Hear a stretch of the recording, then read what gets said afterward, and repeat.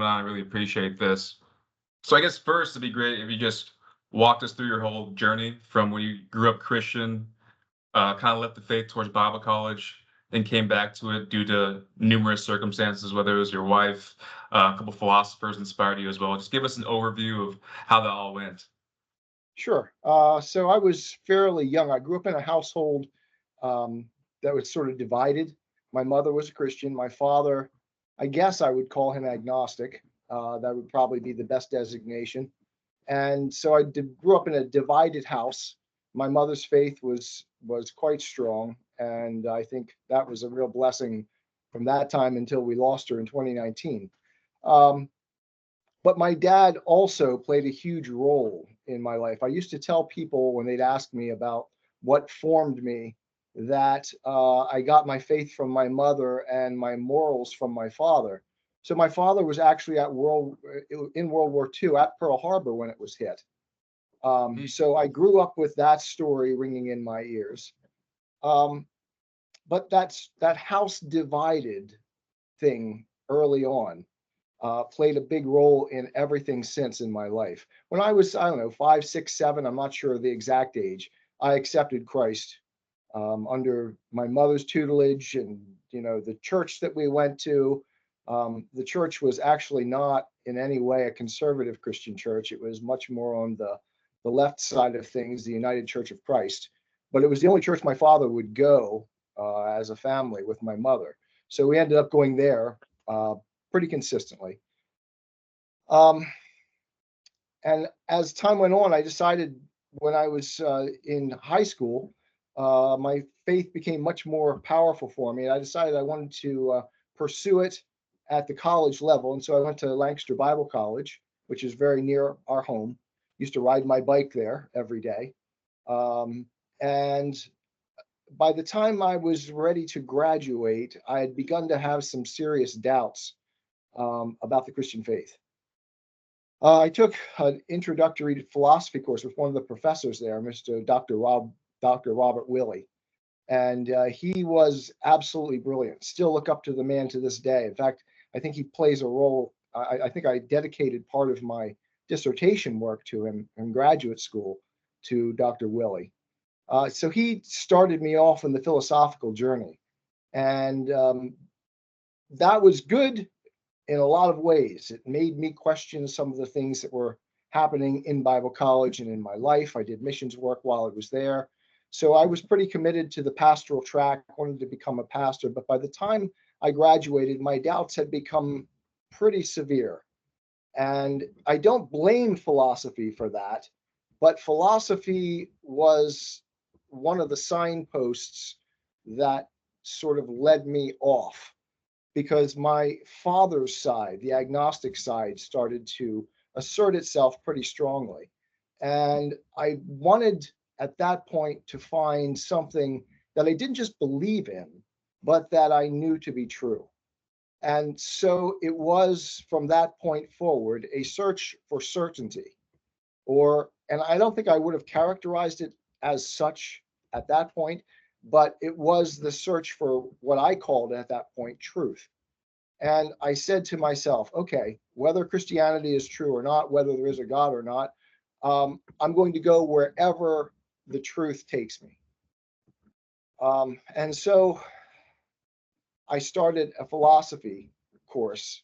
I'm going to skip some time here. And I ended up going to the University of California, Irvine, and studying under a man by the name of Hermano Benchivenga, who was a Kant expert. I read his Kant book before I applied to the college, was accepted, and he became my mentor. Brilliant man. To this day, I don't know if I've ever met anyone as smart as Hermano was. And then about a year into my graduate program, I was walking across the campus one day, and I said, you know what? Given all that I've understood now, there's no God. And for 25 years, I never looked back on that. There is no God.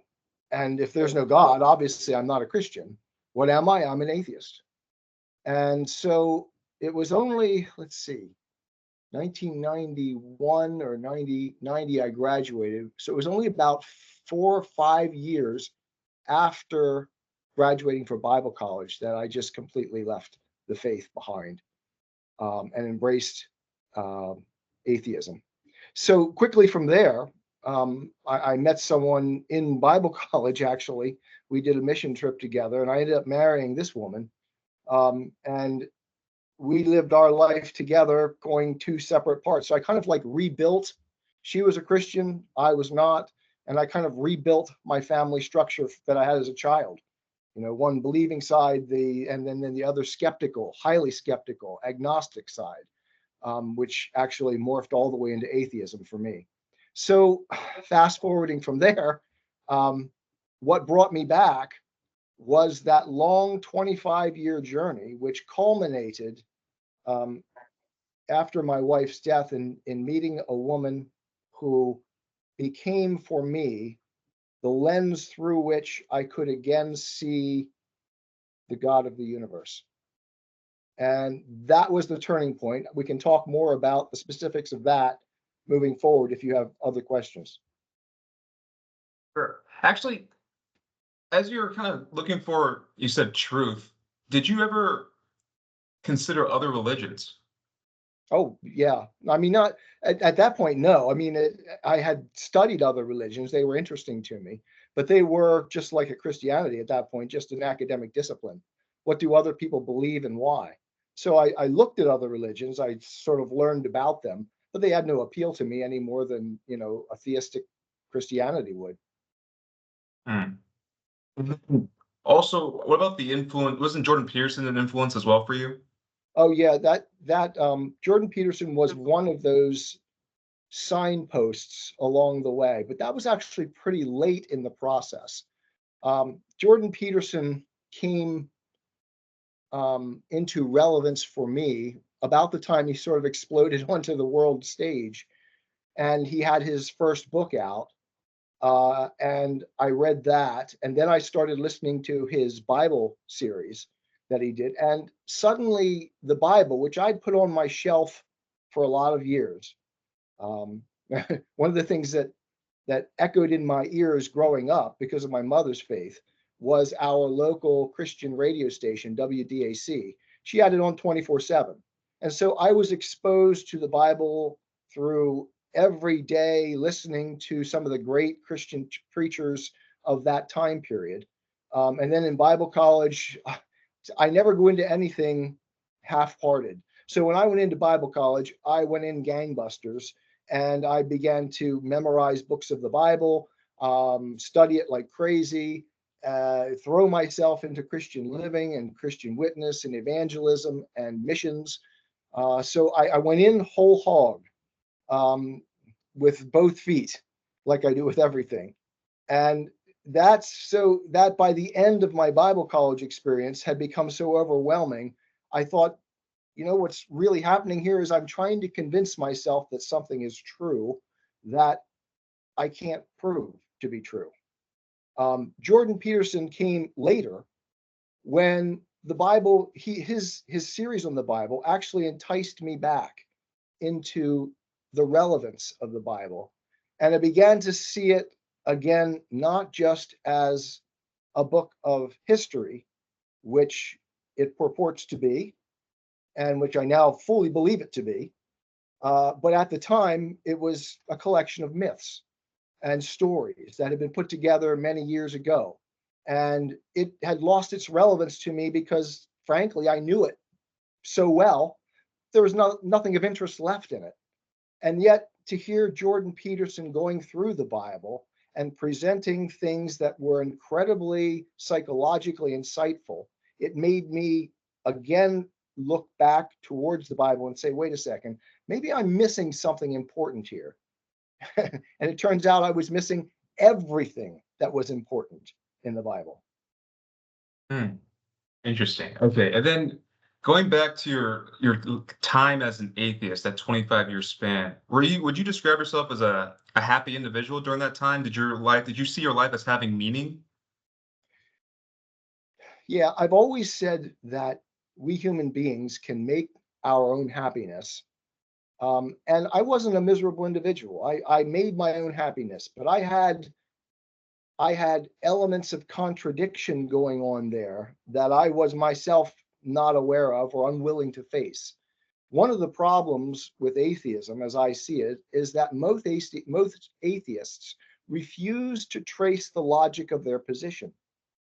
The philosopher Nietzsche, when he talked about the death of God, said that we will continue for many years after the death of God in culture to live on his corpse.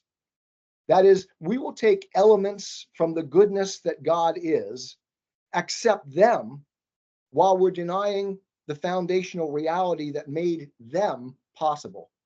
And I think that's what I did. That's what most atheists do today. And they refuse to follow the logic of their position because the logic of atheism really destroys any real value. And frankly, happiness just becomes not what Aristotle called it, a life well lived. The happiness just becomes this fleeting sensation of pleasure. And if that's all that happiness is, then meaning is a lie. And so you might hold on to it as an atheist, but you're denying the very foundation of what it means. Mm. And then during that time as an atheist, how did you perceive the Christians around you? Because I grew up in a Christian household and was around Christians all my life, I'd always found them not perfect by any means, but some of the most honest, straightforward, helpful people that I encountered. I couldn't help as an atheist in an academic setting, but contrast the people that I knew who were Christians in my Christian life with them. And invariably, the Christian side came out on top in terms of a value structure. These were just not better people, but people with whom you could get along and deal with honestly and forthrightly in a way that I could not do in academic circles, secular academic circles. Yeah, and then quickly, you mentioned philosophers like Kant, Jordan Peterson. Are there any? Because I know Kant's been dead for a number of years, and Yeah, Peterson is yeah. alive. But are there any modern day philosophers currently that you enjoy reading and listening to? I think philosophy has gone off the rails.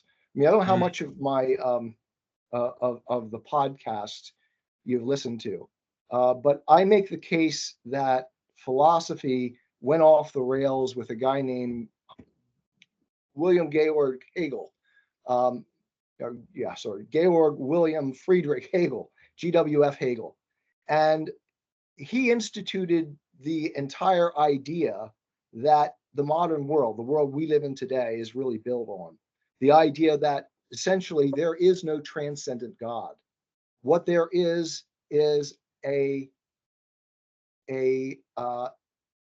internal rationality to the nature of the universe that underlies everything. And of course, and this is controversial, but I'll say it anyway, Darwin picked up on the Hegelian idea and came up with the idea of evolution. And that's stating the idea that everything has come from these more fundamental things, and it's constantly getting better and better and better and better. Right? And yet, that doesn't fit the science. It was a valid scientific theory to start with. It has utterly and completely imploded on itself. And I've recently gone through sort of another conversion. I mean, I don't know if you've listened to the first part of our podcast, but in that very first one, I stated that I'm an evolutionist. I can't be an evolutionist anymore. The science has destroyed it. If you look carefully at what's going on, evolution has fallen completely apart. And there's been so many times in my life now that I have doubted God and his word. And when I get to the end of it, I find out that I've lost track of reality. And I think that's where we are right now. We have gone so far away from the reality that is God that we're no longer touching truth. we have utterly decided what we're going to do is create our own truth. And this finds its origin in the philosophy of Hegel. So I know I've wandered quite a distance from your initial question there. I don't find a lot of modern philosophy to be all that helpful, because most of it is built on that fundamental assumption of Hegelian thinking. This postmodern world, I mean, I don't know how familiar you are with philosophy and the postmoderns. They've essentially convinced the world that we can create our own reality, and that boys can be girls and girls can be boys. That's just one example of where they've taken us. No, God created the world, and he created it with specific bounds, and we have to learn, as science has always taught us, to live within those bounds. They're there. He put them there. When we accept them, when we live according to the bounds, and the bounds are most clearly set forth in two places: in natural revelation, what we call science today, when it's really doing the job of science, and in, even more importantly, special revelation, the Word of God, the Bible. And when we look there, we'll find the truth.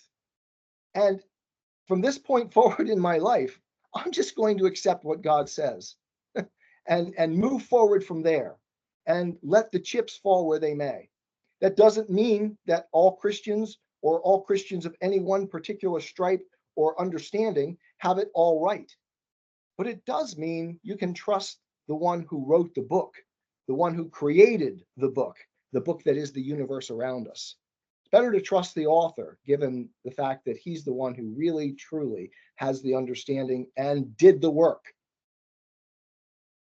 Yeah. And then going down that route, the philosophy and God, I think you mentioned on the Premiere Unbelievable show that you were never really bought into the philosophical arguments for God. Right. As an atheist. An atheist. Okay. Right. So as a Christian, when I look at the arguments for God, I say, yeah, I think they actually make good sense. The argument from design, I think, is, especially if you look at someone like Michael Behe, and the argument from irreducible complexity. When he first brought that argument out, I was still an atheist. I looked at it and I said, this is ridiculous. It just doesn't, it's not right. Irreducible complexity. Things evolve. That's the way it happened. Just accept it. That's the truth. Science has solved this problem. We have evolved. That's the source of life on the planet. Michael Behe, his argument is just a design argument. It's the argument that Aristotle himself uses. It makes sense when you're within a theistic framework, when you're open to the idea that something outside of the world created the world. So that when we look at a complex thing, our mind automatically, whether we choose to do it or not, goes to a designer. That which is designed, that which is complex, is what has been produced by a mind, an intelligence. And atheism starts from exactly the opposite premise. And I can actually even, it's funny because someone like Richard Dawkins actually tips his hand on this. In his book, The Blind Watchmaker, Richard Dawkins said this: biology is the study of complicated things that give the appearance of having been designed for a purpose. So he tips his hand there. He tells us, I start with the idea that there is no designer, and I explain away any of the things that appear as though they are designed. So he starts there with the notion that there's no possible way we could ever come up with a designer studying the world. And you'll never find what you're not looking for. He absolutely will never interpret anything in terms of a creator. And if that's the case, you're never going to find a creator in the evidence. Any arguments that you think, or any philosophical arguments for God that you think are actually weak arguments? I think they all have elements of truth and value to them. I think they're all actually good arguments. The problem is we have this notion that arguments are going to bring people to faith. And faith is not a matter of argument. Faith is a matter of choice. You get to a point and you can lay out your arguments and you say, okay, am I going to accept it or not? There has to come a point of acceptance. And you either say to yourself, okay, this argument isn't compelling. It's not going to make me believe in God. But once you say, okay, this is reasonable, it's plausible, it's possible, and then you say, now, what am I going to do with it? I can either accept it or reject it. And the fundamental spirit of atheism, and I was an atheist for 25 years, I've examined this from every way I know how, is denial. And if you ask yourself, what is it they're denying? It's the one thing that they claim they never deny. They're denying what is evident. They're denying evidence. When we look at the world, and this is the argument from design, it's the argument to fundamental cause, like Aristotle would reason back to, the unmoved mover. All of these arguments are structures designed to move us from what we see, what we experience, to something that caused that to be the case. So there's the cause, the divine cause. And we can choose one way or another. But it's going to be a choice. You have to choose at some point. And if you choose to deny what your mind tells you automatically, just as Richard Dawkins says here, I have to explain away the idea that there's a designer behind this, because this is what naturally occurs to any thinking being who encounters this complex world. So I'm going to deny that evidence and explain it away and show you how it came about despite that. That's really the fundamental characteristic of atheism. It denies what is evident. And then that's interesting. So you converted back in 2019, is that right? 2019, yep. Okay. Have you had any doubts since then? I said in the podcast that all of my doubts came with me. And that's true. I mean, I can still set forth the atheist case better than most of the atheists I converse with. I could set it forth, but it no longer has much of any compelling value for me. There's almost nothing left of it. And that's partly because after 5 years, I have really thrown my faith. I shouldn't say it. God, it's just been so clear since that point that God has done something and that it's real, that I have very few real doubts anymore. I doubt myself. I mean, I know that there are things that I have wrong and probably things that I have profoundly wrong.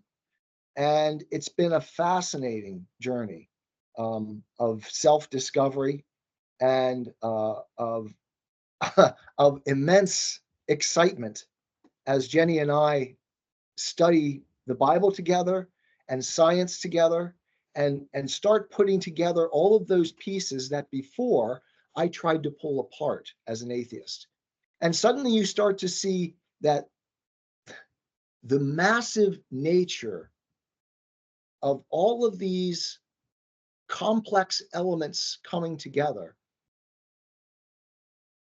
can't just happen. It's just not, it's not possible. It's not rational. And I say that in the sense of rationality in combination with evidence, with the reality that we encounter. Because atheism is highly rational. I call it hyper-rational. Because what they end up believing in is these stories they tell in their own mind that is so highly rational that it has departed from the evidence. And they they prioritize the story in their mind over what the reality is telling them. And that's where we are, I think, today in science in a lot of ways.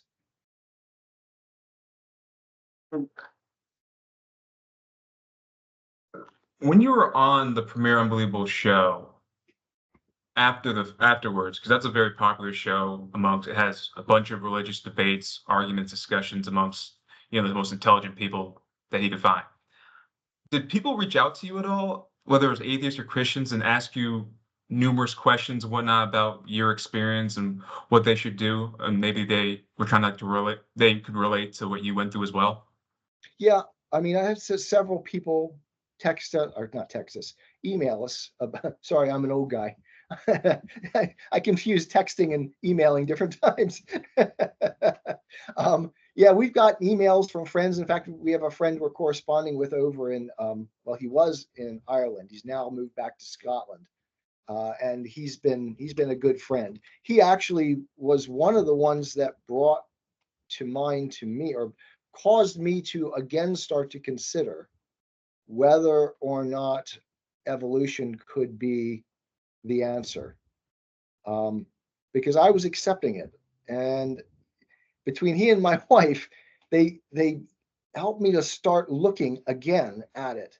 And the change was slow.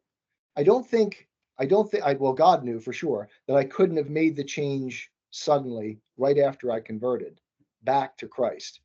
But it was, as all things, perfect in God's perfect time that it came about. So yeah, I had other people contact us. We've talked with people. I don't know if you've watched the interview with Tom Jump that I did, a famous I don't watch the atheist. whole thing, but I know that guy is a atheist YouTuber. That's Yep, yep. okay. That came about as a result Mm. the of the um, yeah, premiere broadcast. Yep, as that. And that was an interesting one. I enjoyed it immensely. I think Tom was quite frustrated by the end of it, but I think in many cases it went over the heads of people. So I don't know that it did much good. Speaking of your interactions with atheists in general, what is your method when you interact with them in terms of maybe if it's evangelizing or they come to you with questions and whatnot? Yeah, this is another element that has changed quite a bit for me. Early on, in fact, we founded the Christian Atheist with a desire to reach out to the atheist community to try to help them see with new eyes what was going on, and to face what I think is the fundamental self-deception of atheism, that atheism itself is a form of faith. So that was my original goal, to try to reason with them, because they are the ones who think that they represent reason above all else, and get them to see that there's something self-deceptive about their processes. Um, so I may have departed from your question there specifically. What was it again? The method of how you Oh, how I evangelize and whatnot. Yeah. right. Okay, so I started to say I departed from that quite a bit. I would spend hours and hours on YouTube, um, debating them back and forth, only to find that at the end, what happened was they would set forth a position. I would go through it meticulously and disassemble it from, I mean, I teach logic, from a logical perspective, and I would show them where all the flaws were in their reasoning. And right after that, they just dropped that and then threw something else out. And so I'd go through that meticulously and show why it didn't make sense, and why the position I was at. So I'd make argument after argument, and they would just refuse to engage the argument. Instead, they just threw out a new claim. And my wife said to me one day, you know what Jesus did when he was talking with the Pharisees and the young man who came to him and was questioning him? Jesus told them the truth, and then he didn't chase after them. He let it up to them. And so since that time, I guess the beginning of this year, I've been far less eager to run after them and try to get them to see things, because at some level you've got to be willing to be searching. Jesus didn't say, "Don't knock at the door and I will open it for you." He didn't say, "Don't search for the truth and it will come to you." He says you've got to be searching, you've got to be knocking, you've got to be, seeking the knowledge. And if you've started out by refusing to acknowledge anything as evidence for God, then any evidence I present for God will be discounted. As I said, the fundamental tenet, this fundamental belief of atheism is denial, or spirit of atheism is denial. So there's nothing I can say to you. I mean, as an atheist myself, I understand that. I knew the Christian arguments. I grew up in Christian circles. I'd studied apologetics as a Christian, and none of that was going to convince me. So if I couldn't convince myself, no matter what arguments you threw at me, I'd find a way of explaining it away. And so now when I deal with atheists, if they're really willing to talk, if they're really open at some level, if they're agnostic instead of atheist, that is, they're really skeptical, then I will take the argument as far as they want. I will try to talk with them and reason with them. But if they're completely closed, there's nothing I can do for them. It's God always, anyway, that brings people to him. And so maybe they're just not at that moment. Like for me, when I came back to Christ, that whole 25 years, when I look back over it, was a very specific road. And each step I took on that road that I thought was actually taking me away from God led me systematically back to him. The teaching, the things I was learning as a graduate student, the teaching that I did as a professor of philosophy, when I look back on that road was so clearly the road to Christ, so clearly laid out that step by step, I was learning where I went wrong, how I went wrong, and how things could go right. But at any time during that 25 years, I don't think I was ready to make the step. The step came when God gave me this moment with this woman who became for me the lens of value, the valuable lens, let's say, through which I could see again value itself, God. And see, one of the things that atheism and this world, this current worldview undermines is the concept of an objective value. Instead, we tend to, in our world, think of value as a mere subjective thing. I value this, you value that. There is no such thing as real value. It's just where you put something in the hierarchy. You can put it here, I'll put it there. No, God says there's actually a rigid hierarchy of value, and he's at the top. He is the source of all value. And so if you abandon that source, the source of value itself, God, then you'll never find real value in the rest of the world. And that's what my wife Jenny was for me when I met her. It was like she became the little I incarnation of value that allowed me to once again grasp and hold on to the reality, the truth of the big I incarnation of God in Christ. And that was the turnaround point. Wow. And then did you say that atheism and for you was as a Christian you perceive it as a belief, but when you're an atheist it was a lack of belief? Right. Well, I think I probably did. Early in my atheism, I thought of atheism as a lack of belief. Um, but I came to realize fairly quickly that it was not a lack of belief. This is what atheists try. I have a whole series on the Christian atheist on this too. Atheism is not a lack of belief. A lack of belief, we have a perfectly good English term for that. It's called agnosticism. If you don't believe in something, you say to yourself, no, I don't know. I don't know if it's there or not. Maybe, maybe not. That's agnosticism. Atheism actually takes a position on the question, is there a God or isn't there a God? And if you say, yes, there is a God, then you are a theist. You believe there is a God. That's anchored in agnosticism. Every Christian will say something like, I don't know that there is a God, but I believe that there is. That's why we call it a faith. Atheists will contradict themselves by saying, no, I don't believe there is no God. There is no God. And I'm an agnostic.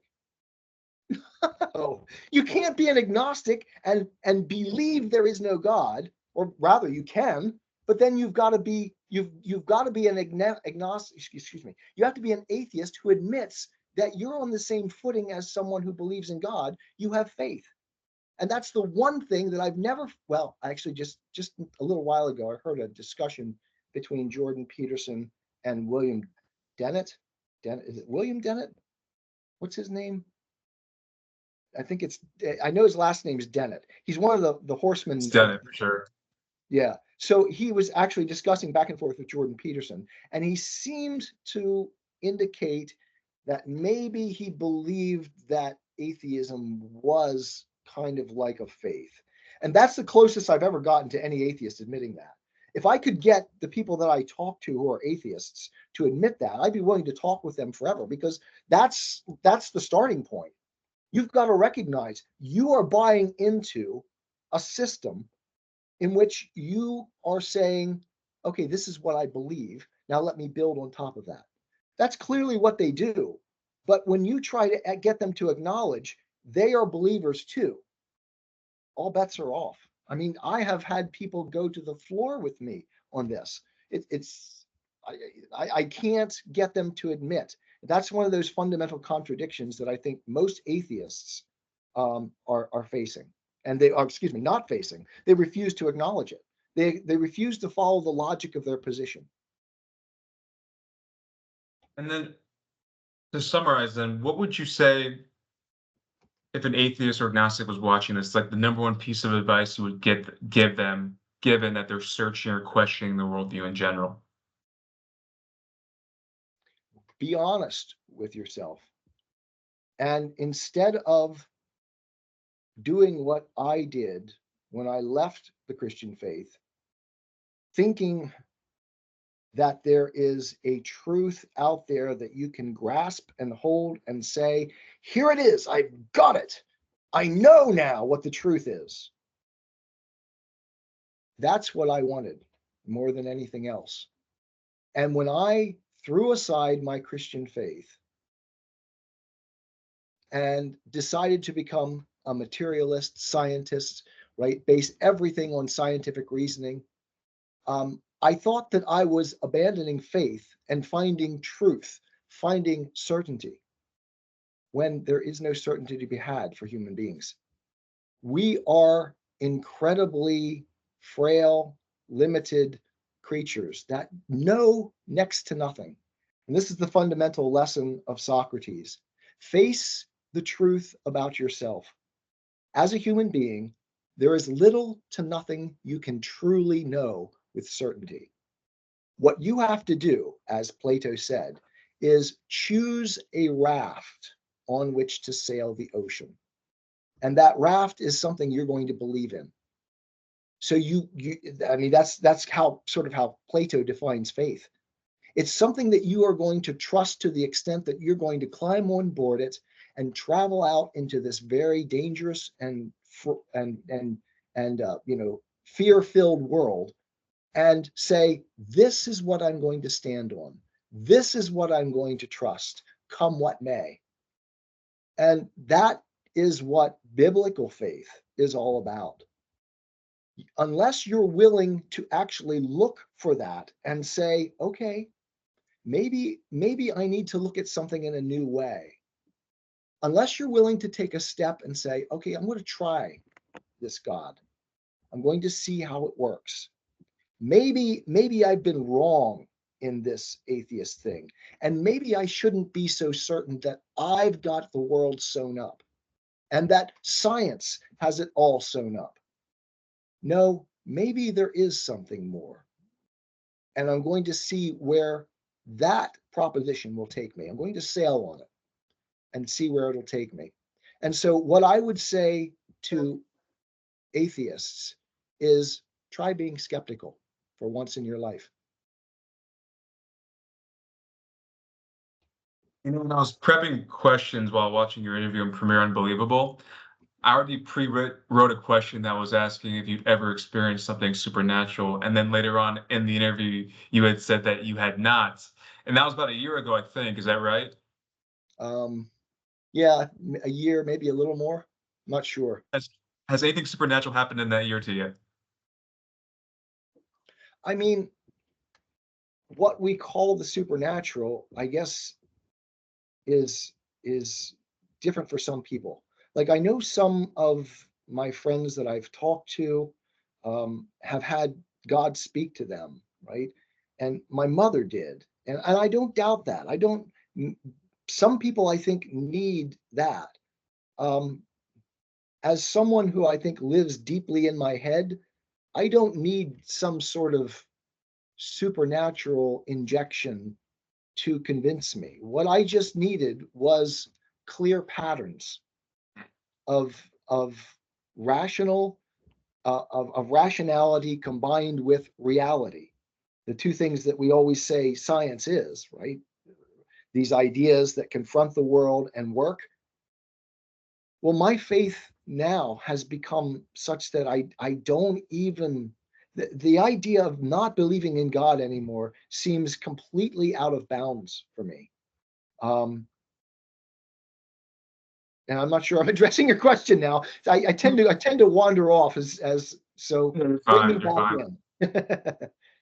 And yeah, I was just curious because I know you said on there that I mean, the majority of people have encountered something that they could deem as supernatural, unless you count the Holy Spirit changing your heart and following Christianity. But outside of that, usually people don't have too many stories. But do you have any thoughts then on the idea of aliens or intelligent life in the universe? uh, I read this question to my wife when you sent it to me, and it it made us both chuckle. I don't know. I mean, as an atheist, when I considered that, it seemed obvious to me that there must be life on other planets.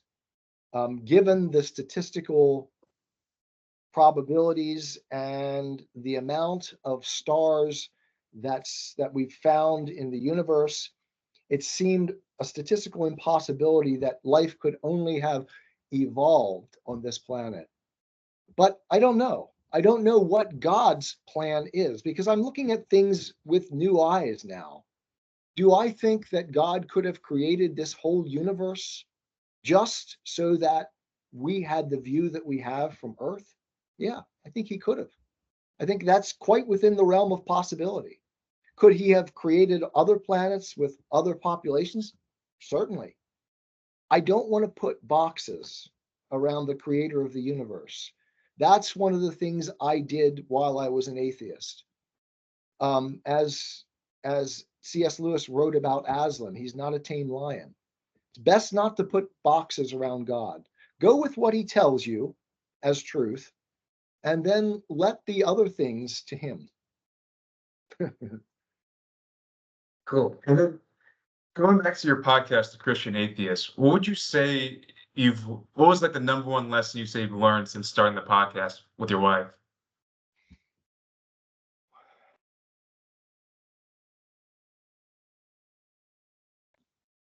I know you gave me this question in advance. I wanted to wing it when it came.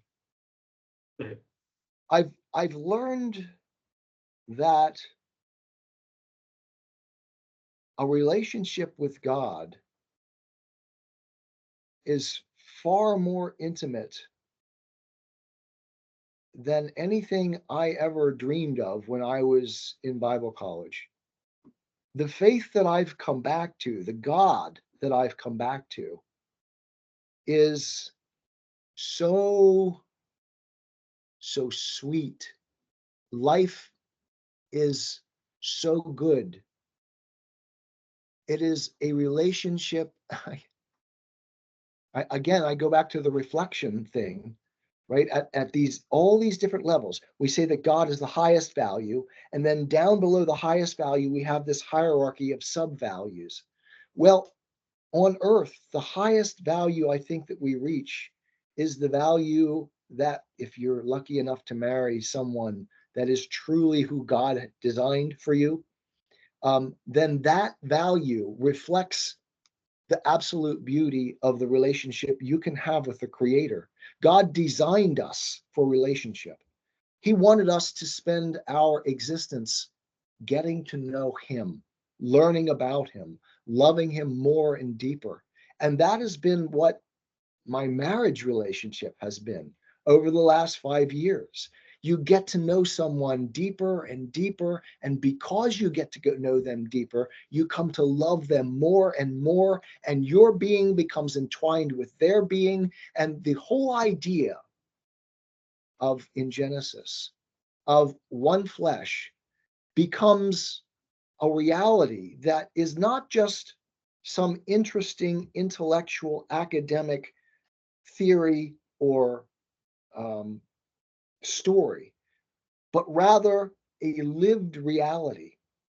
And that, I think, I don't know if I've learned it through the Christian Atheist or because of the Christian Atheist, but that was one of the paths. The Christian Atheist is one of the paths that Jenny and I have walked together so intimately that getting to know her and getting to know God become an intertwined journey. And it's the most beautiful thing I've ever experienced in my life. That's wonderful. Wow.